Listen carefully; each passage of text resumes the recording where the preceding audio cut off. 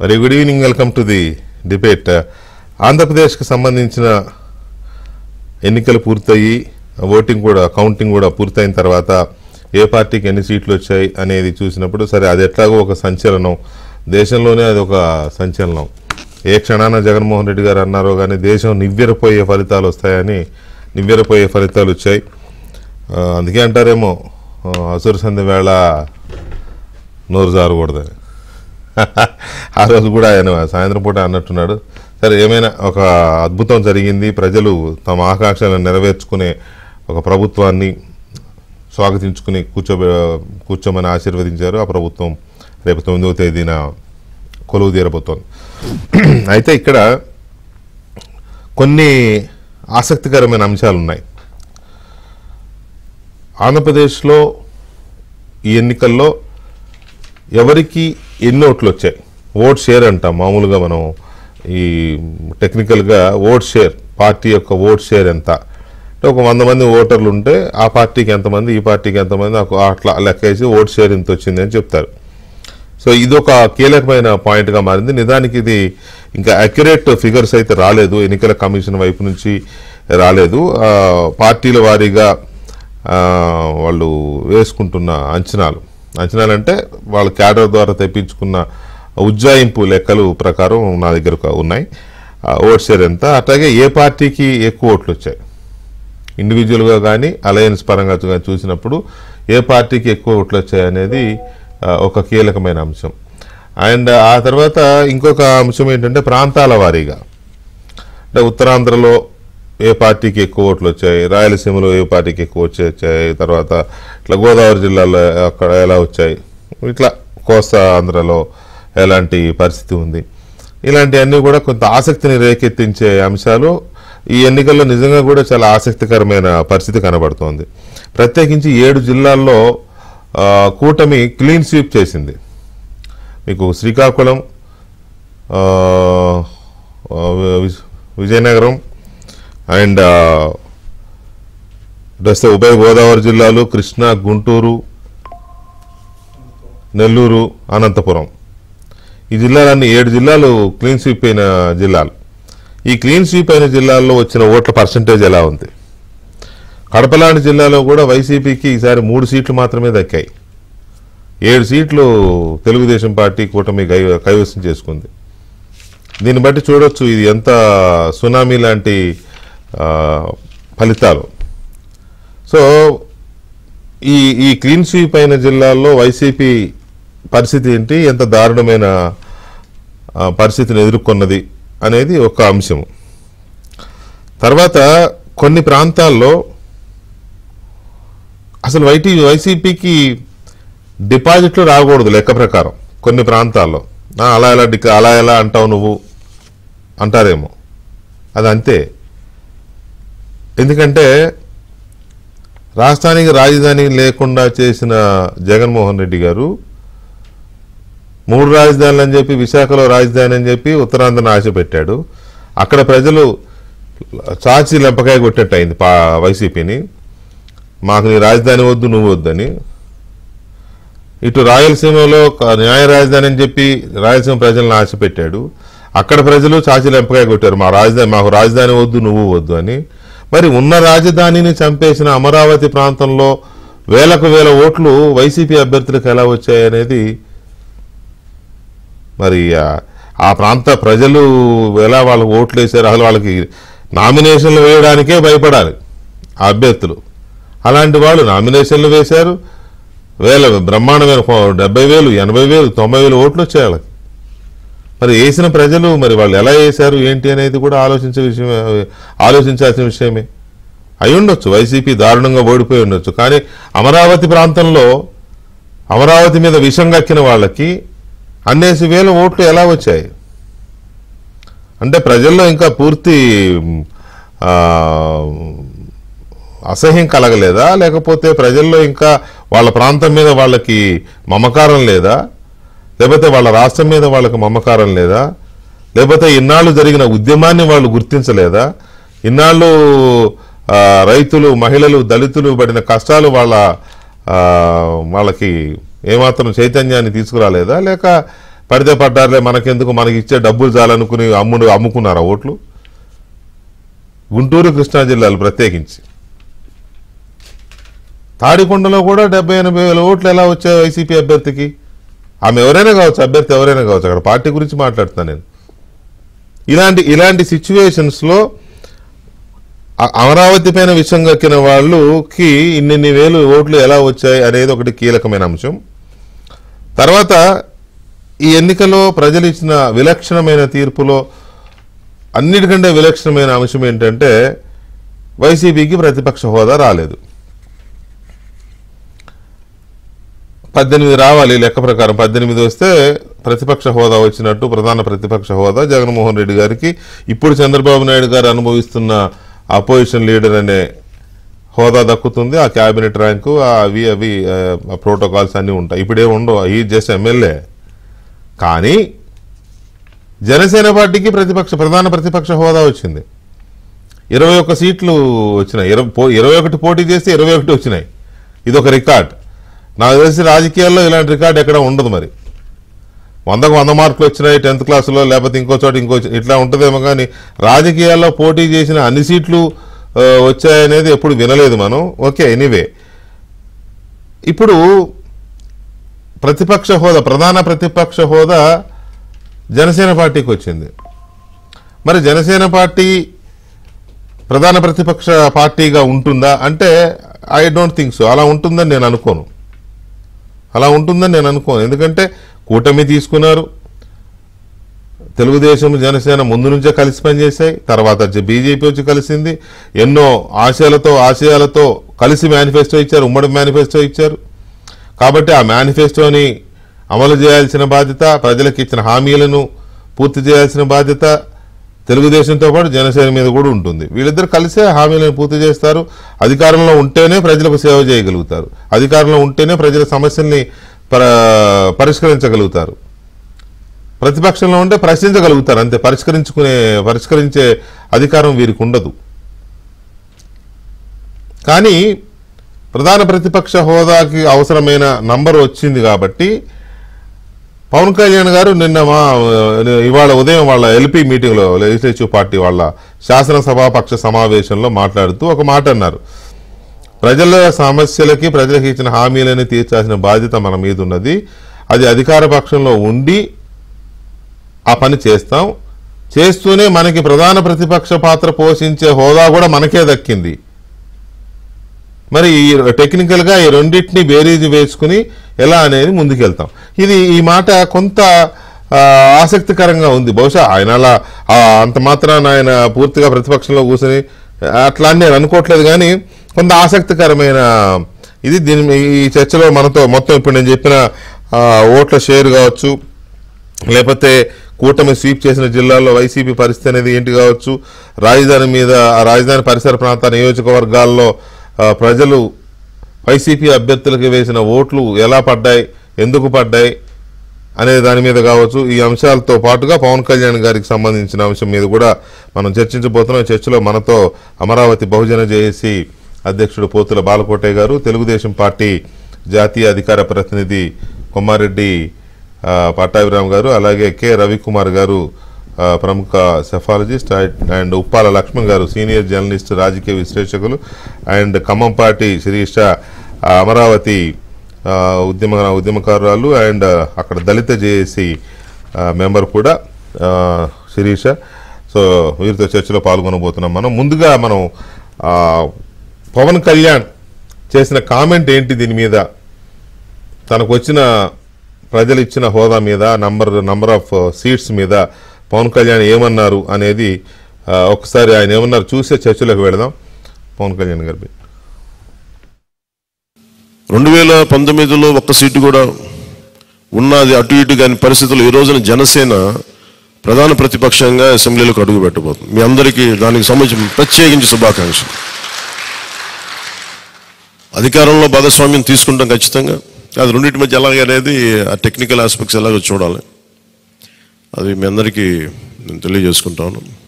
2019లో ఒక్క సీటు కూడా ఉన్నది అటు ఇటు కాని పరిస్థితులు ఈ రోజున జనసేన ప్రధాన ప్రతిపక్షంగా అసెంబ్లీలోకి అడుగు పెట్టబోతుంది. మీ అందరికీ దానికి సంబంధించి ప్రత్యేకించి శుభాకాంక్షలు. అధికారంలో భాగస్వామ్యం తీసుకుంటాం ఖచ్చితంగా. అది రెండింటి మధ్య ఎలాగ అనేది ఆ టెక్నికల్ ఆస్పెక్ట్స్ ఎలాగో చూడాలి. అది మీ అందరికీ నేను తెలియజేసుకుంటాను. రైట్. అది లక్ష్మణ్ గారు నమస్కారం. ఈ స్టేట్మెంట్లో చాలా క్లారిటీ ఉంది. ఒక సీటుతోనే అగమ్యగోచరంగా ఉన్న మనకి ఈసారి ప్రధాన ప్రతిపక్షంగా అసెంబ్లీలో అడుగు పెట్టబోతున్నాం. మనం ఖచ్చితంగా అధికార పక్షంతో పనిచేస్తాం. ఈ రెండింటి మీద టెక్నికల్గా ఎలా ఉంటుందో చూసుకుని దాన్ని ఏర్పాటు చేసుకుంటాం అనే మాటని ఎలా అర్థం చేసుకోవచ్చు?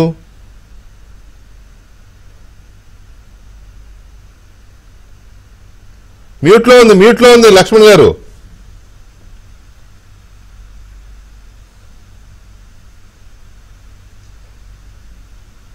ఏమైంది? ఆడియో రావట్లేదండి.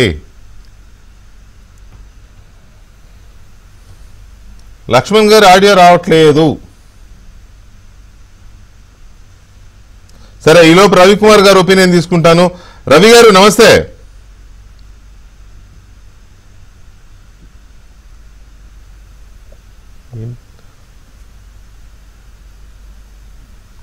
హలో రవి గారు వినపడుతుందండి? వినపడుతుందండి. యా, ఇది ఇంతవరకు ఎక్కడా మనం వినని కనని ఒక సిచ్యువేషన్ ఇది.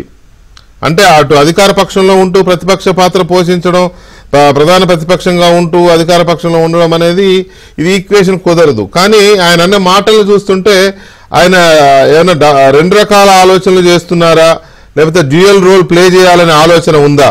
ఉండొచ్చు, మంచి కోసం, ప్రజల కోసం డ్యూయల్ రోల్ ప్లే చేయాలనే ఆలోచన ఉండవచ్చు. కానీ హౌ ఇట్ ఈస్ పాసిబుల్?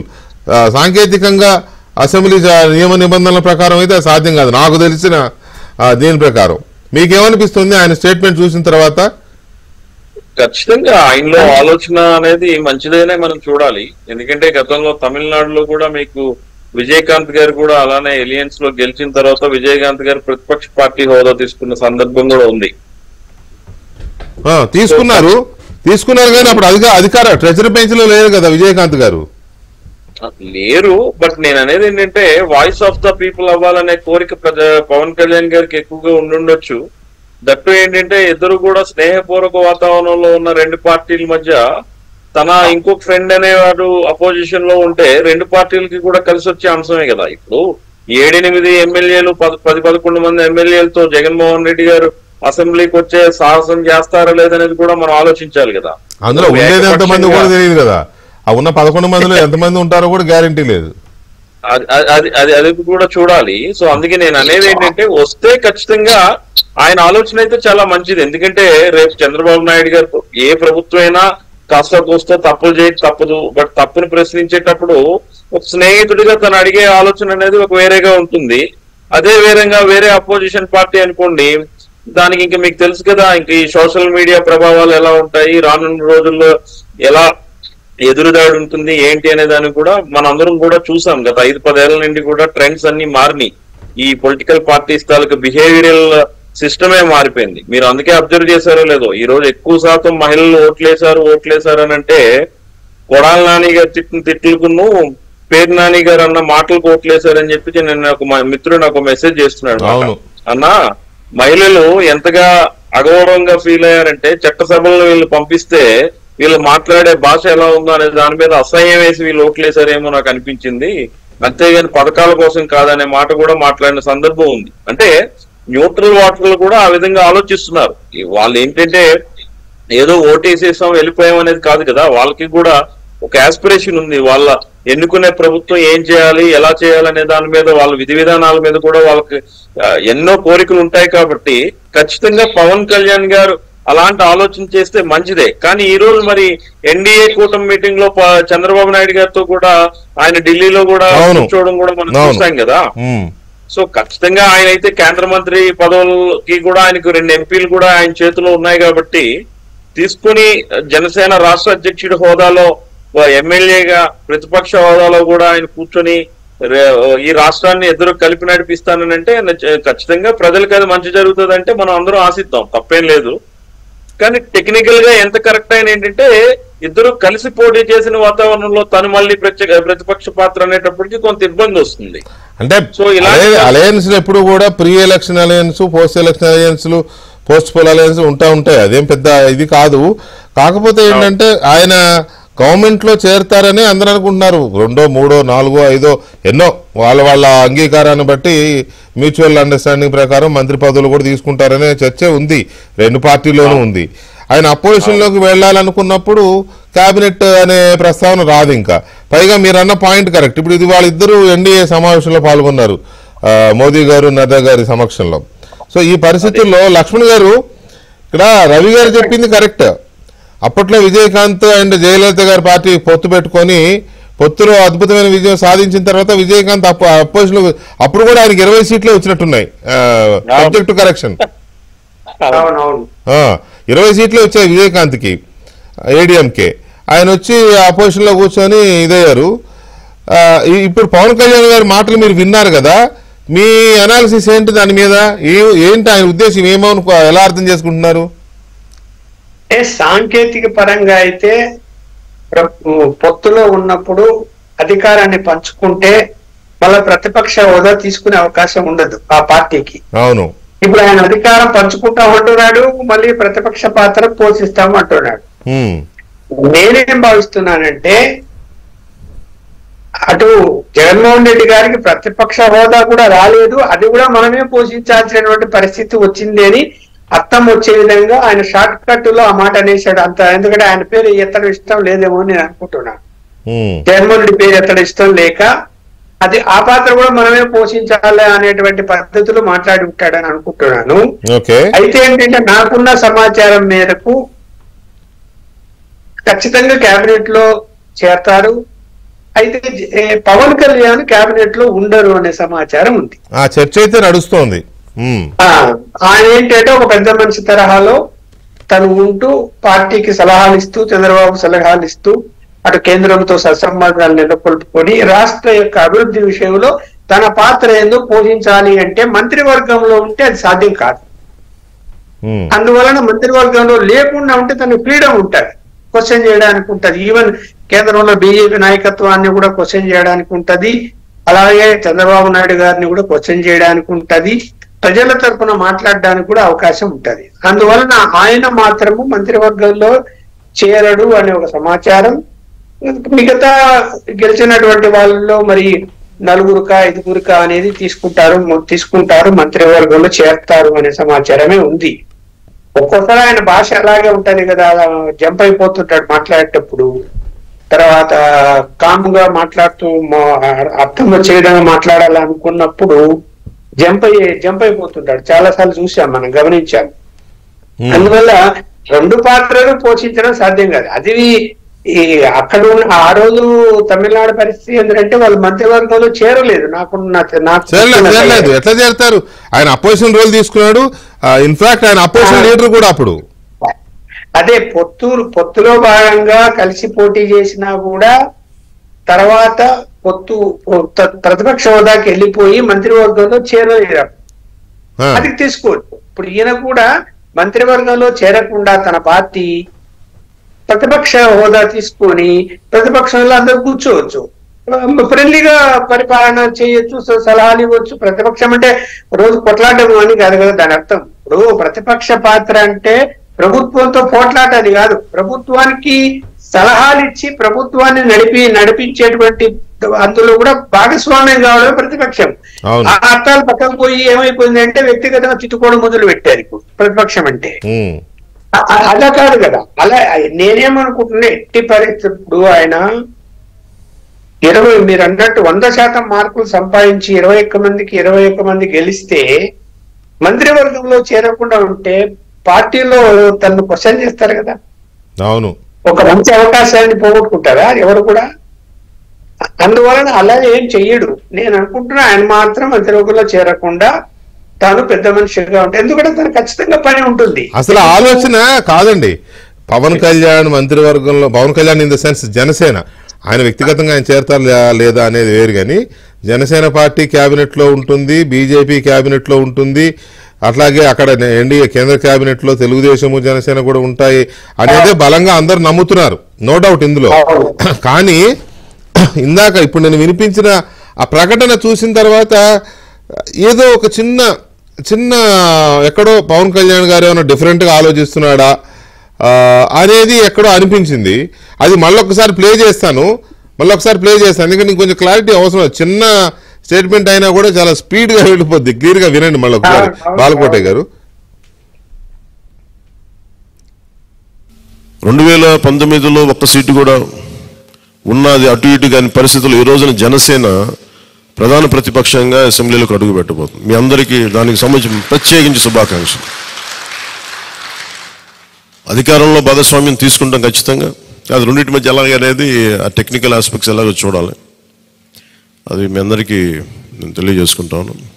2019లో ఒక్క సీటు కూడా ఉన్నది అటు ఇటు కాని పరిస్థితులు ఈ రోజున జనసేన ప్రధాన ప్రతిపక్షంగా అసెంబ్లీలోకి అడుగు పెట్టబోతుంది. మీ అందరికీ దానికి సంబంధించి ప్రత్యేకించి శుభాకాంక్షలు. అధికారంలో భాగస్వామ్యం తీసుకుంటాం ఖచ్చితంగా. అది రెండింటి మధ్య ఎలాగ అనేది ఆ టెక్నికల్ ఆస్పెక్ట్స్ ఎలాగో చూడాలి. అది మీ అందరికీ నేను తెలియజేసుకుంటాను. రైట్, అది ఆయన ఉద్దేశం. ఆయన చాలా క్లియర్గా చెప్తున్నారు, ప్రధాన ప్రతిపక్షంగా అడుగు పెట్టబోతా ఉన్నాం, మీ అందరికీ శుభాకాంక్షలు. అలాగే అధికార పక్షంలో భాగస్వామ్యం తీసుకుంటాం ఖచ్చితంగా. అయితే ఆ రెండింటి మధ్య టెక్నికల్గా ఎలాంటి సర్దుబాటు ఉంటుంది అనేది చూడాలి. అది చాలా క్లియర్గా చెప్పిన సందర్భం. పట్టాభి గారు, మీకేమి అర్థమైంది పవన్ కళ్యాణ్ గారి మాటలు చూసిన తర్వాత? వికే గారు, మీకు ప్యానెల్లో ఉన్నటువంటి మిత్రులందరికీ నమస్కారం. నమస్కారం. ఇప్పుడు పవన్ కళ్యాణ్ గారు చేసినటువంటి వ్యాఖ్య ఏదైతే ఉందో, నా ఉద్దేశం ప్రకారం ప్రధాన ప్రతిపక్ష హోదాకి కావలసినటువంటి సంఖ్య ఏదైతే ఉందో, అంటే 18 మంది సభ్యులు ఉన్నటువంటి పార్టీకి రాష్ట్ర అసెంబ్లీలో ప్రధాన ప్రతిపక్ష హోదా దక్కుతుంది. అటువంటిది 21 స్థానాలు జనసేన పార్టీ గెలుచుకుంది కాబట్టి ఆ హోదా కూడా మనమే దక్కించుకున్నామని అన్న ఆలోచనతో అనుంటారు తప్పితే, రేపటి నుంచి ఏదో అసెంబ్లీలో ప్రధాన ప్రతిపక్ష పాత్ర జనసేన పార్టీ పోషించబోతుంది అన్న ఉద్దేశంతో అన్న మాటలు కాదనే నేనైతే భావిస్తా ఉన్నా. అంటే అపోజిషన్ స్టేటస్ దక్కించుకోవటానికి కావాల్సినటువంటి ఫిగర్ ఏదైతే ఉందో 18 సీట్స్, దానిని మించి కూడా మనమే సాధించాం. ఈ రోజున ప్రతిపక్ష పార్టీగా ఉన్నటువంటి వైఎస్ఆర్ కాంగ్రెస్ పార్టీకి ఆ ప్రధాన ప్రతిపక్ష హోదా కూడా దక్కకుండా కేవలం 11 సీట్లు మాత్రమే దక్కినటువంటి సందర్భంలో ఆ హోదా కూడా మనమే సాధించుకున్నాం అన్న ఆలోచనతో ఆయన అన్న మాటలు తప్పితే, దీనిపైన మనం పెద్దగా చర్చించి ఏదన్నా రేపటి నుంచి పవన్ కళ్యాణ్ గారు అసెంబ్లీలో అధికార పక్షంలో ఉంటూనే ప్రతిపక్ష పాత్ర పోషించబోతా ఉన్నారా అన్న చర్చలోకి మనం వెళ్ళటం అంత అవసరం లేదేమో నాకైతే అనిపిస్తా ఉంది. ఎందుకంటే మీకు చంద్రబాబు నాయుడు మిత్రపక్షం కాబట్టి కొంత మీకు అది అంటే ఇబ్బందికరంగా అనిపించవచ్చు. నాకేమి కోడిగుడ్డు మీద ఏ కలిపి ఆలోచన నాకు కూడా ఏం లేదు. కానీ ఆయన అన్న మాట అనట్లేదు సార్, మీరు అన్నారని కాదు సార్, నేను చాలా క్లియర్ గా ఆయన ఏమన్నారు, మనకి ప్రధాన ప్రతిపక్షంగా హోదాతో అడుగు పెట్టబోతున్నాం, మీ అందరికీ శుభాకాంక్షలు. అట్ ది సేమ్ టైం ఖచ్చితంగా అధికార పక్షంతో కూడా మనం కలిసి ఉంటాం. అయితే ఈ రెండిటి మధ్య టెక్నికల్ గా ఎలా ఉంటుంది అనేది చూడాలి అన్నారు.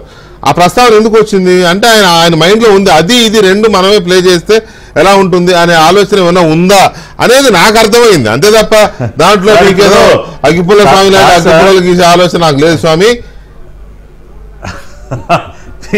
మీకుందని నేను అనట్లేదు.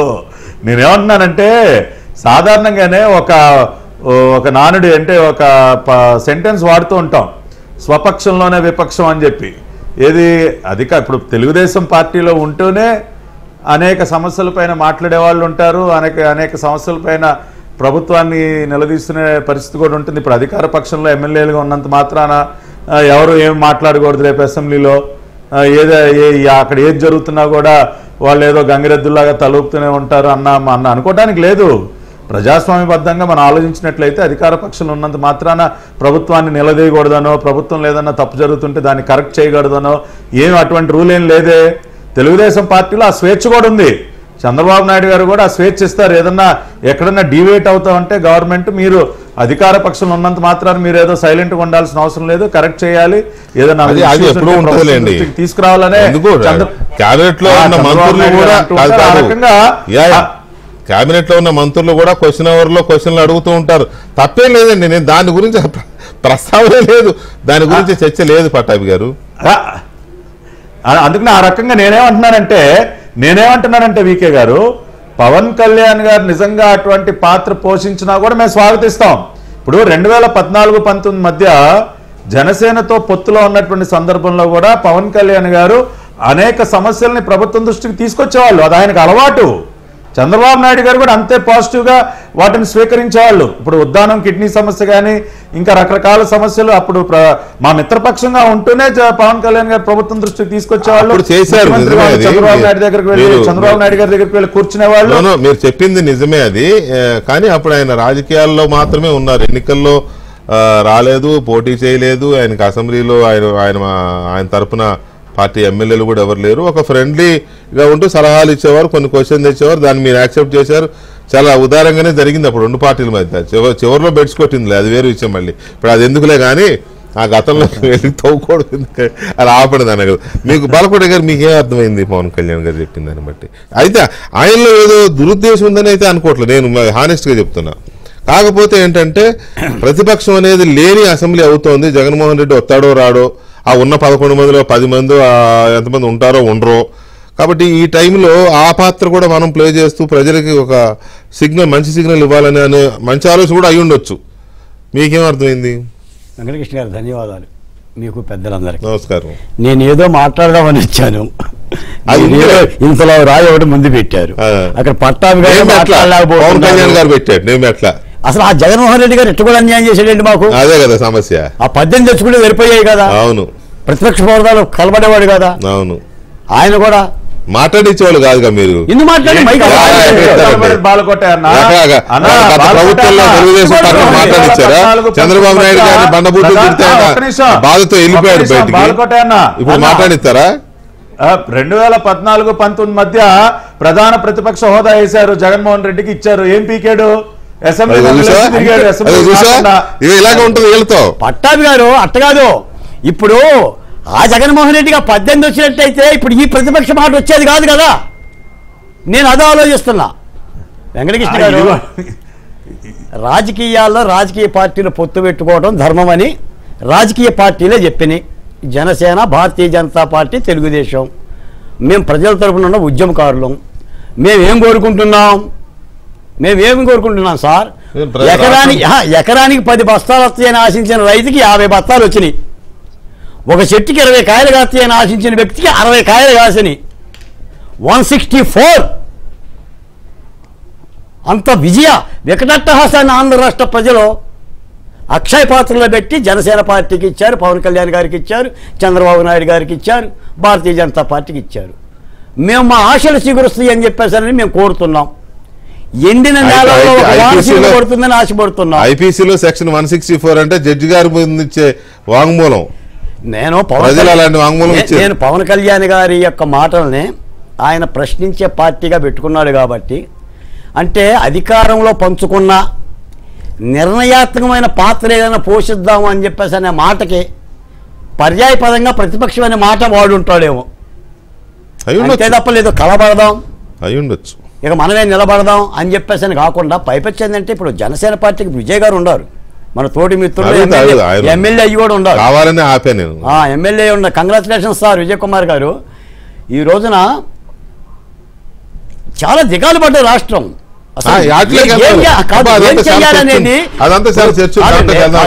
గారు ఏ రాజకీయ పాత్ర నిర్వహిద్దామని అంటాం కంటే రాష్ట్రానికి ఏం చేద్దాం, ఎలా చేద్దాం అనే అంశాల మీద 3 పార్టీల దృష్టి కానీ ఆంధ్ర రాష్ట్రం కానీ బాగుంటుంది. అది బాగుంటుంది.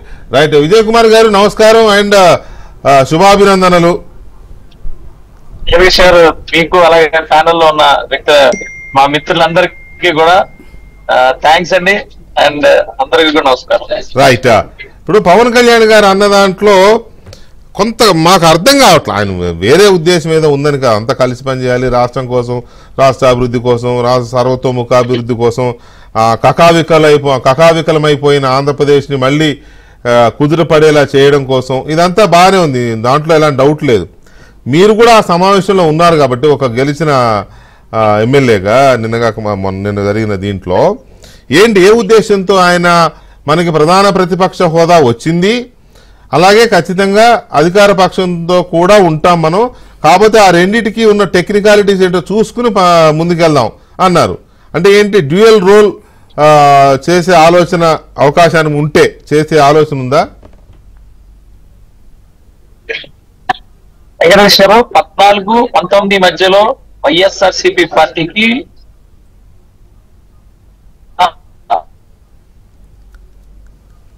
19-24 మధ్యలో అధికారం ఇచ్చారు, ఇది వాస్తవం. ఇవి రెండు కూడా ఫస్ట్ మనం అర్థం చేసుకోవాలి. 14-19 మధ్యన వైఎస్ఆర్సీపీకి ఇచ్చిన ప్రతిపక్ష హోదా, ప్రతిపక్ష పాత్ర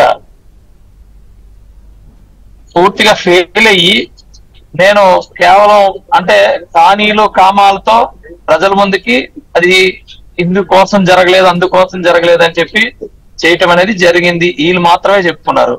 అలాగే అధికారం ఇచ్చిన తర్వాత కూడా అధికారం కూడా పూర్తిగా ఇచ్చేసుకున్నారు. కాబట్టి అధికారం గాని ప్రతిపక్షం గాని ప్రజలు ఇచ్చే తీర్పు, ఇది ప్రతిపక్షం కూడా చాలా చాలా ఇంపార్టెంట్, అధికారం కూడా చాలా ఇంపార్టెంట్.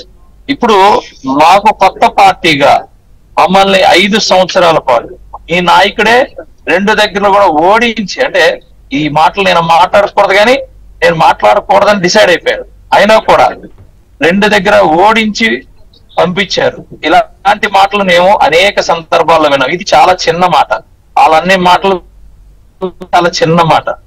అయినా కూడా ఈ రోజు డెఫినెట్ గా ఎస్, మేము మెట్లు ఎక్కుతున్నప్పుడు మేము ఆ మెట్లు ఎక్కే మాకు ఏది ఎక్కుతున్నాం ఎంతవరకు ఎక్కుతున్నాం అనే దాని మీద మేము కొంత విశ్లేషించుకోవాలి. అయితే ఈ రోజు మాకు బాధ్యత అనేది చాలా ఇంపార్టెంట్. 21 సీట్లు పోటీ చెయ్యాలి అనే నిర్ణయం మా పవన్ కళ్యాణ్ గారు మా అధ్యక్షులది. అది 100% 21 సీట్లు మేము పోటీ చేసాం. 21 సీట్లకే ప్రజలు మాకు ప్రతిపక్షంలో కావాల్సిన అంటే గుర్తింపు అనేది ఒక పార్టీగా గుర్తింపు అనే దాని మీద ఉంది అనేది మాత్రం మేము అక్కడ మామూలుగా చర్చించుకున్నాం. ఎందుకు అంటే అధికారం ఇవ్వడానికి ఒక గుర్తింపు ఉంటది అసెంబ్లీలో, ప్రతిపక్ష హోదా ఇది మామూలు విషయం కాదు. అన్నా విజయ్ అన్న అడిగిన దానికి మీరు చెప్పిన దానికి ఇప్పటి వరకు కాదు, నేను మీరు మాట్లాడుతుంది క్లియర్ అన్నా జగదీష్ గారు, నేను మాట్లాడుతుంది ఏంటి మీకు అది ఇది ఇవ్వచ్చేమో కానీ ఇటుకు పేర్చుకుంటూ మేము పార్టీని నిర్మించుకుంటూ వెళ్తున్నప్పుడు ఇది చాలా important. Member of legislative assembly ఒక ఎమ్మెల్యే అర్థం చేసుకోవట్లా.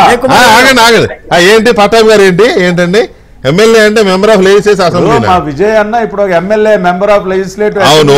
అవును, కొంత ఇంటెలెక్చువల్ గా మాట్లాడతారు, మీరు అర్థం చేసుకోవాలి. అది ఇంటెలెక్చువల్ గా మాట్లాడటం అంటే అర్థం కాకుండా మాట్లాడటమా? సార్ ఎన్నో ఆశలు పెట్టుకున్నారు. మళ్ళీ ఒకసారి మీరు ట్రైన్ లో ఉన్నారు, నాకు తెలుసు విజయ్ కుమార్ గారు మీరు ట్రైన్ లో ఉన్నారు. మీరు వినండి, ట్రైన్ లో ఉన్నారు, స్ట్రైట్ గా చెప్పండి నాకు, చెప్పండి.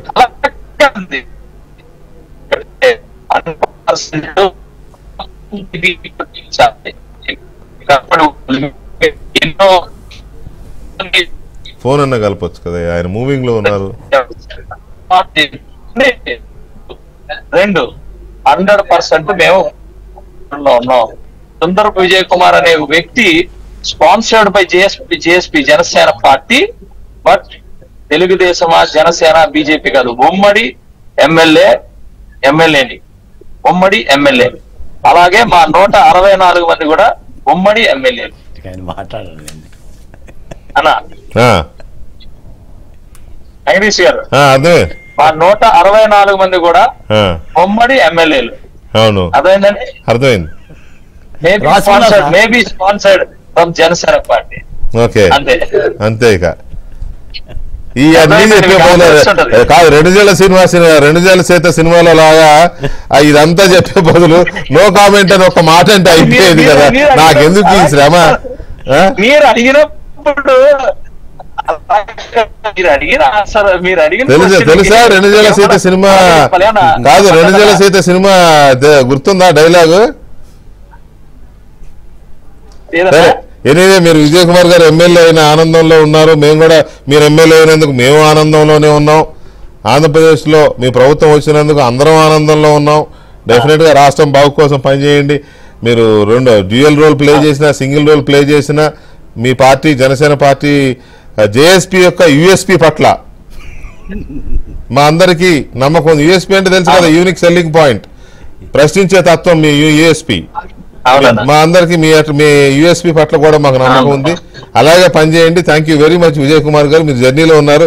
రైట్, ఎనీవే ఇక్కడ ఇందాక చెప్పిన ఓట్ షేర్లు అలాగే గెలిచిన స్వీప్ చేసిన జిల్లాల్లో, కూటమి స్వీప్ చేసిన జిల్లాల్లో వైఎస్ఆర్ కాంగ్రెస్ పార్టీ పరిస్థితి ఏంటి, వీటితో పాటు